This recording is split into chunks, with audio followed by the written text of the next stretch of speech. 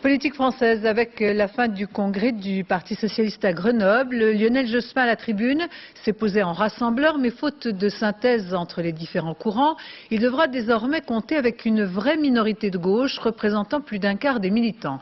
Le Premier ministre a par ailleurs choisi de soulever la question du calendrier électoral de 2002, marquant sa différence avec les positions adoptées par le président de la République qui préconise de laisser les choses en l'état. Reportage, Jeff Wittenberg et Claude Barnier.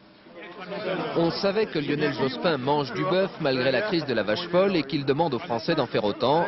Désormais, on sait qu'il peut même s'en charger personnellement dans certaines circonstances. Si je donne la béquille à mon premier secrétaire, ça va faire scinder. À Grenoble, ce matin, les visages étaient un peu fatigués, car ce congrès n'a pas dérogé à la règle. On s'est couché tard la nuit dernière pour essayer de trouver une synthèse. Et la synthèse ne s'est pas faite, même si le PS ne veut pas en faire un drame. Le plus sage, le mieux, c'est pas de forcer un accord, c'est pas d'essayer de faire une motion qui serait confuse, c'est de prendre en compte nos différences et puis essayer de travailler ensemble.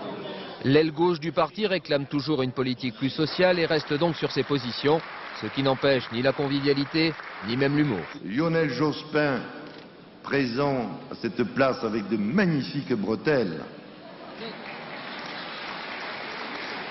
J'espère que j'en ai pas mis pour pas risquer de me faire remonter les miennes.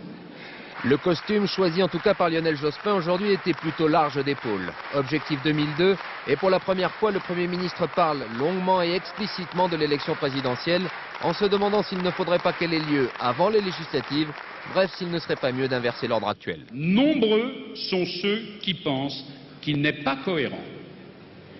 Ce qu'il nous faut souhaiter, c'est que le printemps 2002, celui des grands rendez-vous démocratiques dans lesquels le peuple s'exprime et tranche, ne soit pas un printemps de la confusion et des choix de convenance, mais un printemps de la clarté.